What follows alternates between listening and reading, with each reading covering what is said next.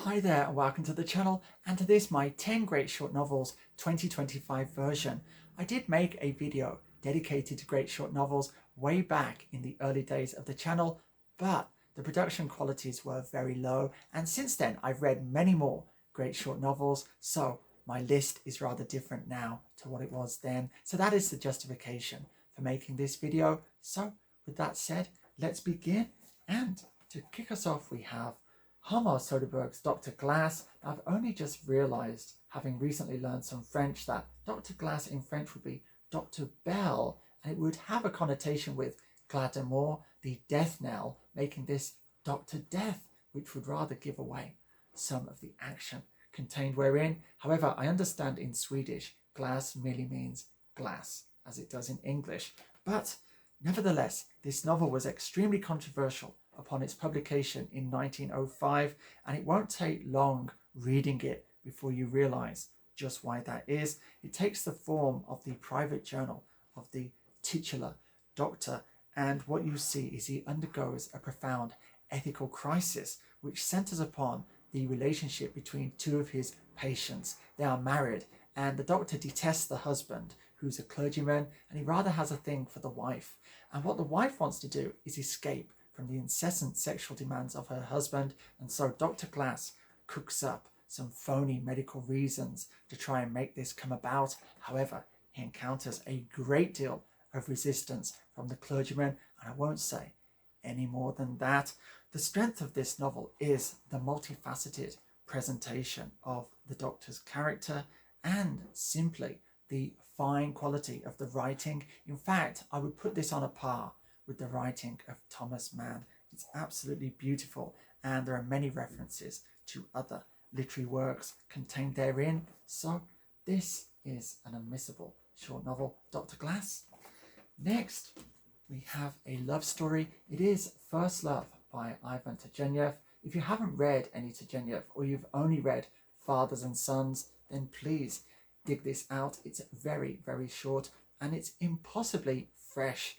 Turgenev was greatly admired by Flaubert and Maupassant, who he visited in France, and reading this you can see why. He's an absolute master of style and organization, and this is just a very beautiful story about a man's first love. He's looking back on it from middle age, and he recreates it in perfect detail, despite the fact that it ended in rather tragic fashion. And at the end he just says, well, no matter how it ended, I wouldn't have missed that experience for the world. It's a very moving book. I've got another Turgenev here that I recently found, On the Eve, which I'm really looking forward to reading. He is just a great writer.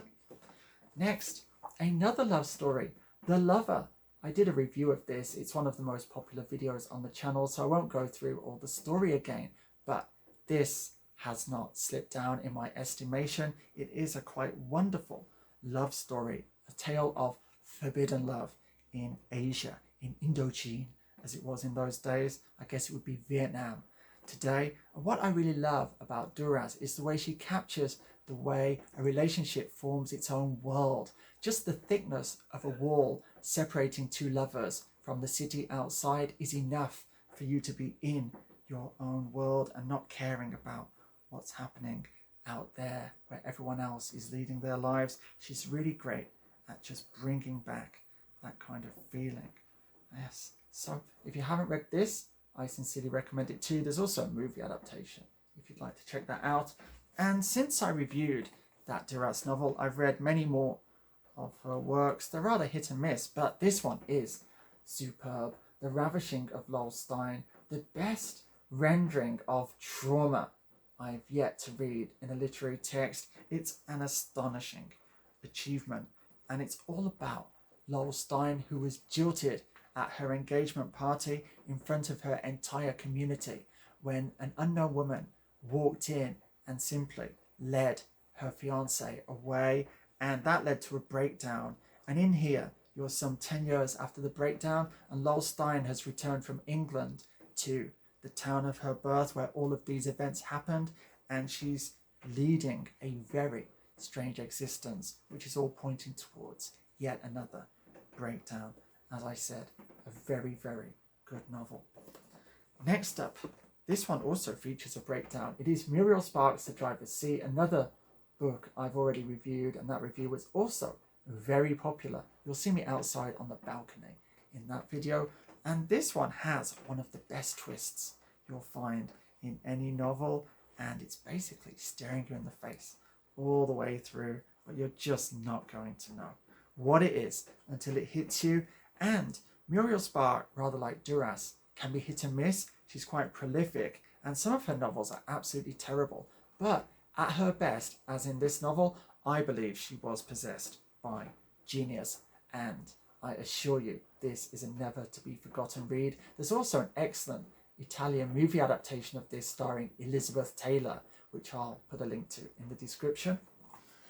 Next we have one of my favourite writers. It is Denton Welch within Youth is Pleasure, and over the last few years it would seem that I've come to be recognised as something as an expert on Welch, because I was approached last year to review a book chapter about Welch that was coming out, and I went through it and pointed out all of the factual inaccuracies. Sadly, I don't think the book chapter passed muster, so it wasn't published, but it was nice to be recognised for all the time I've invested reading his material, and I have quite a lot of Welsh related stuff here on the shelf.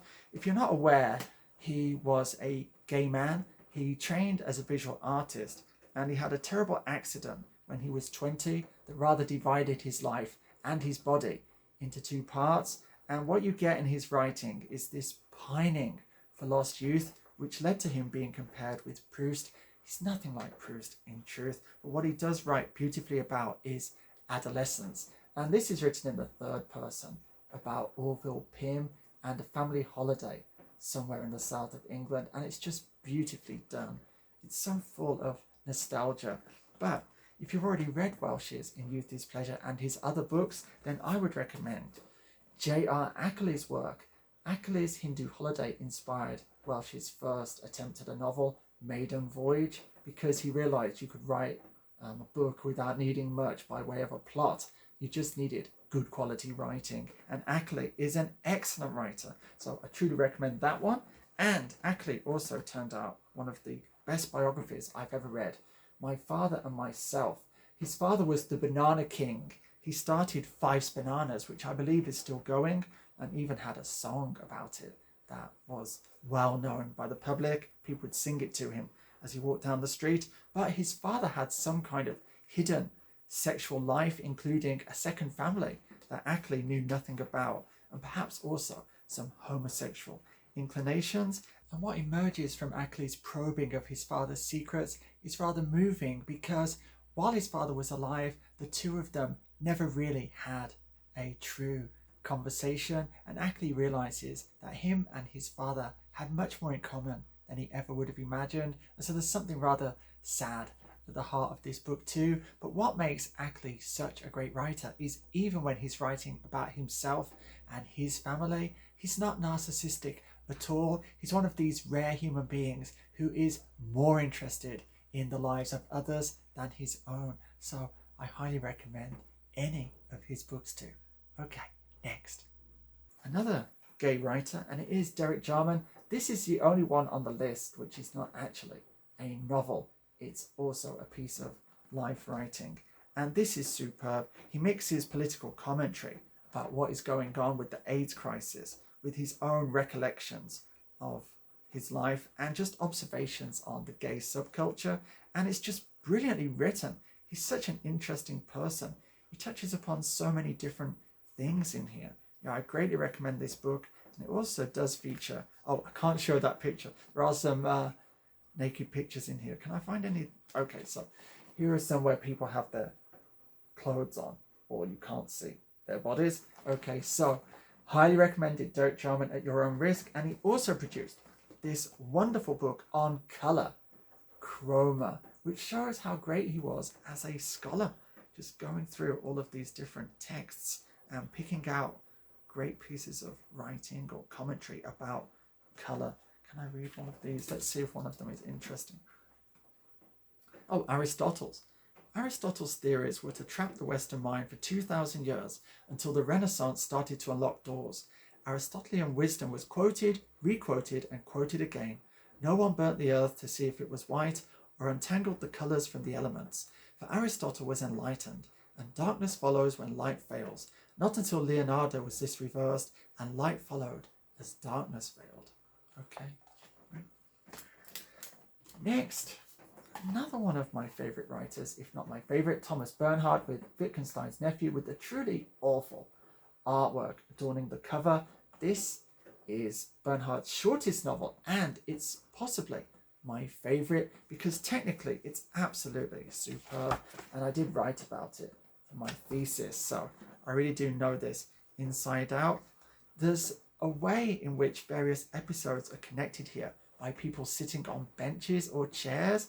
That's really so subtle, you don't notice it until you read the book very closely, but it's kind of organised around memories people have while sitting in these different places that kind of connect with one another. So I found that really impressive. And it's also one of his funniest. It's about a member of the Wittgenstein family, the terribly wealthy, terribly talented Wittgensteins, who is really into opera and driving race cars, and it's just about madness and philosophy. And yes, it's laugh out loud funny.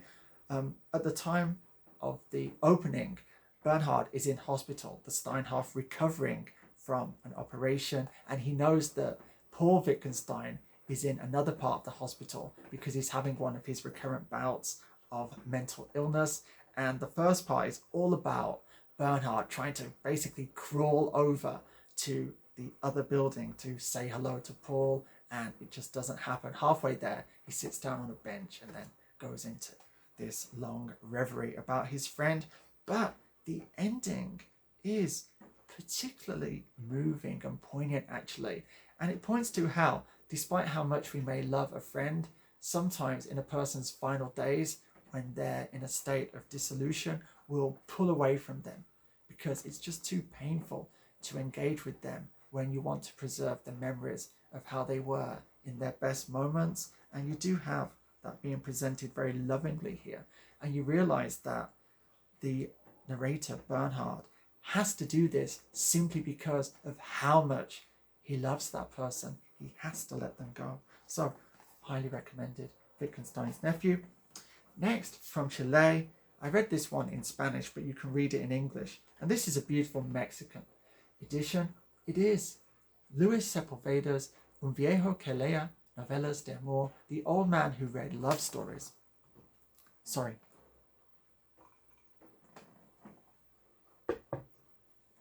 Now, what makes Sepulveda such a special writer is his humanity. This is a man with a huge heart, and in this book, he develops a very unlikely hero, an old man living at this border outpost on the edge of the Amazon jungle. And as we get to know him more, we learn what a truly fascinating, wonderful person he is. And the action centers upon some dead bodies that are brought to the outpost, and they appear to have been killed by perhaps an animal. And the old man draws upon his knowledge of the jungle, which he acquired during a number of years living as part of an indigenous tribe, to help the hapless mayor of this outpost to track down and ultimately put an end to this beast which is on a killing spree. And just the way it mixes a detective story with the jungle was something else. As a person, I'm someone who loves reading about the jungle. I used to live in the jungle myself when I was in Central America, and so this really did resonate with me.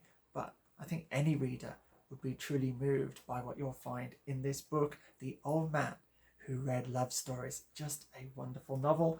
And one more, and to finish I'll choose Knut Hamsun's Dreamers. Very short, pure enchantment from beginning to end. Yes, written as if the author had an amused half smile on his face as he was tapping the keys all the way through.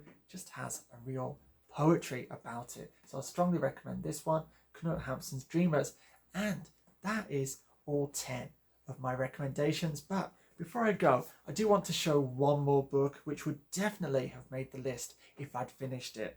And this one is already pretty much regarded as a modern classic, but it is J.L. Carr's A Month in the Country, absolutely superb. Such a gentle book, so healing that I truly recommend this for anyone who enjoys reading about the English countryside. It very much brought to mind Ronald Blythe's Aikenfield, that kind of writing. Yeah, superb.